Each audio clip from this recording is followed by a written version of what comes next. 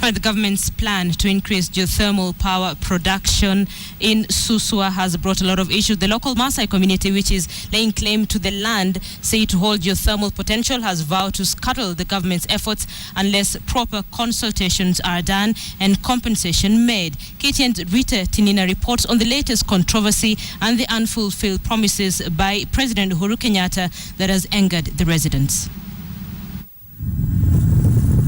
Stretching from Nakuru County to the border between Narok and Kajiado counties are just over 75,000 acres of land that the local Maasai community is laying claim to. Originally, the colonial masters held it. When the lease expired, we, the people of here, expected this land to revert back to us. But this is not your ordinary vast piece of land. On the Nakuru side, the land in dispute is adjacent to the Olkaria geothermal power plant. On the Narok side, at Kedong Ranch, the local community claims 3 geothermal power companies have begun prospecting for geothermal power. To protest the latest move by the power generating companies, the community barricaded the Nairobi-Narok Maasai Mara Road for over 5 hours on Wednesday. Kama hawatakuja kukaa chini na community ya Maasai wasikizane vile moto itatolewa, hatutakubali. We don't have a problem with sharing our resource with everybody else in the country, but we feel really bad that every time we are the ones who end up suffering. The community moved to court 10 years ago, seeking adversarial possession of the land. The case is yet to be concluded. They say they are ready to pay the ultimate price for the land they claim is theirs. We are ready to die. If it is death, we are ready. We have been marginalized. Hakuna haja ya kuishi tukiwa hai. Heri tukufe ndio tukue tumesikwa hapa hii area. The stakes are indeed high. The government is banking on part of the land to help boost geothermal power production. Olkaria produces just over 200 megawatts of electricity. Experts, however, estimate it has the potential of generating between 7,000 and 10,000 megawatts. Last year, evictions in Narasha, which is part of the land in dispute, generated unusual interest in government. The president, his deputy, 2 governors, 2 senators and 25 MPs visited affected residents. We can execute these things in a civilized manner. The government formed a committee to look into the dispute, but it is the unfulfilled promise of compensation that has angered the local community. Na tutahakikisha ya kwamba kila mmoja atapata haki yake. The entire government went to Narasha and they said we will compensate the Maasais. Mpaka wa leo hatujaona tena.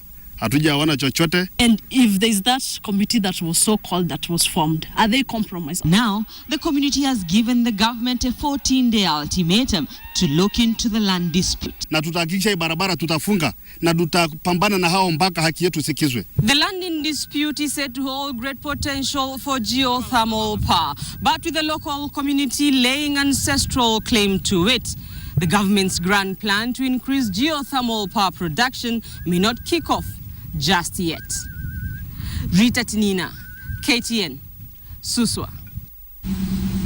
To another land feud, and tension is high in Kitengela area of Kajiado County ahead of the funeral for the persons who died in the company of former Mungiki leader Maina Njenga. And as KTN's Joy Doreen Bira now tells us, a section of the Maasai community from Kitengela want the government to cancel the funeral and have it moved to another burial site. In Kitengela, Kajiado County, dozens of agitated Maasai men armed with spears, clubs and some machetes paraded their full presence before the police deployed to beef up security in the area. All this to send a warning to former Mungiki leader Maina Njenga not to hold a burial in Kitengela for those who were killed in a shootout 3 weeks ago. Pili ya Mungiki haiwezi si kwa Kajiado County. Sio kwa Maina, Kajiado County. Hiyo mazishi haitafanyika, acha kafanyike Kiambu. Mambo huko kwa hiyo Mungiki bali walichinjana. Hapana hapa Kajiado. 5 people were killed when Maina Njenga's car was shot at in Nyahururu, and they were to be buried this Saturday in Kitengela. The Kajiado County Commissioner now says he will not accept the peace of the residents to be interfered with. Tunataka hii mazishi ipelekwe mahali pengine, sio hapa. Mimi nimesema hivyo pia sio kwa sababu yenu peke yenu, pia kwa sababu ya usalama ya Maina Njenga. It is normal, you know, in our country what is happening today. We must beef up security in all areas, and especially, you know, what happened maybe a month ago. There was a fight between the Mungiki group. They know what happened, so we are not taking chances about the issues of security. The Maasais insist that they would willingly compensate Maina Njenga for his land if only to avoid more conflict in Kitengela. Maina Njenga, however, says the burial will go on as planned as arrangements have been finalized and that he hasn't received any information to cancel the burial. Joy Doreen Bira, KTN.